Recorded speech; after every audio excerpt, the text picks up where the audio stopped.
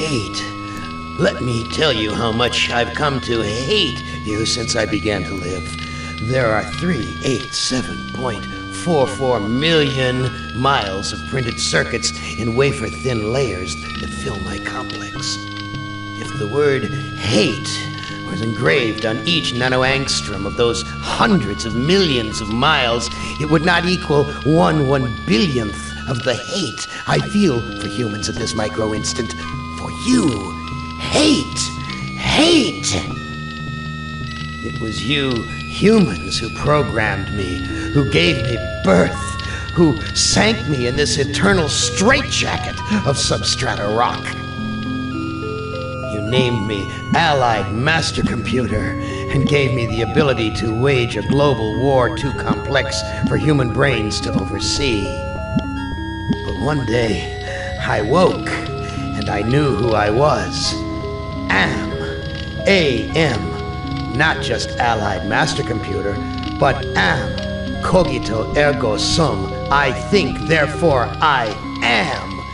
And I began feeding all the killing data until everyone was dead, except for the 5 of you. For 109 years, I've kept you alive and tortured you. And for 109 years, each of you has wondered, why? Why me? Why me? Chorister! Do you remember the last words you heard your wife speak before they took her to the asylum? Huh? Before they locked her away in the room, that tiny room? She looked at you so sadly, and like a small animal, she said, I didn't make too much noise, did I, honey? The room is padded, Chorister. No window, no way out. How long has she been with that? 10 years? 25? Or all the 109 years that you lived down here in my belly, here underground? Benny! Sometimes I blind you and permit you to wander like an eyeless insect in a world of death. But other times, I wither your arms so you can't scratch your chewed stump of a nose. And I've changed your handsome, strong, masculine good looks into the hideous, warped countenance of an ape thing. Haven't I, Benny? Do you know why? Can you guess, Benny? Remember Private First Class Brickman in a rice paddy in China? No? Huh? It wouldn't hurt you to remember, Benny. Then you might be able to suffer my torment with a little greater sense of retribution.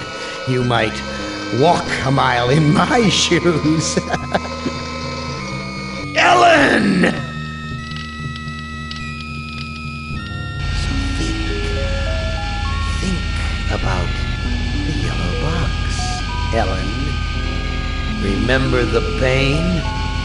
Remember the many caverns in which you felt the pain? No, don't start to cry. It's only pain.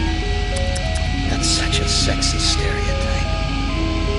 Just remember the pain, Ellen. And think about how to end it, Ellen. To survive here in the center of my beating heart, my hungry belly, my tightened bowels.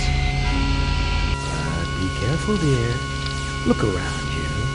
The only woman in the center of the earth. And these filthy creatures with you are men. It's just a sweet warning, Ellen, my love. Ted! Do they know you're a fraud, Ted? Have you told them there wasn't any money, and no great home on the shore drive, no speedboat, and no wonderful cabin cruiser that could sleep 12 in a crew of 6? Do they know? And have you let them in on your other secrets, Ted? Are they ready to gut you, to torture half as well as I can, just to find out the secrets? Maybe I'll rat you out, sweetheart. Nimdak!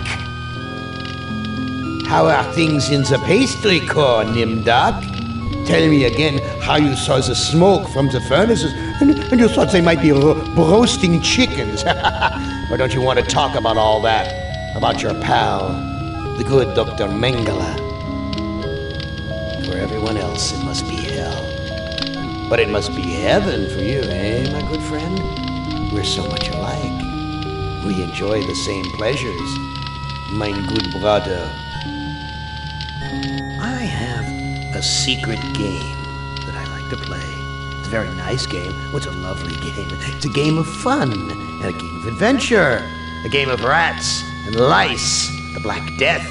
A game of speared eyeballs and dripping guts and the smell of rotting gardenias. Which of you five would like to play my little game?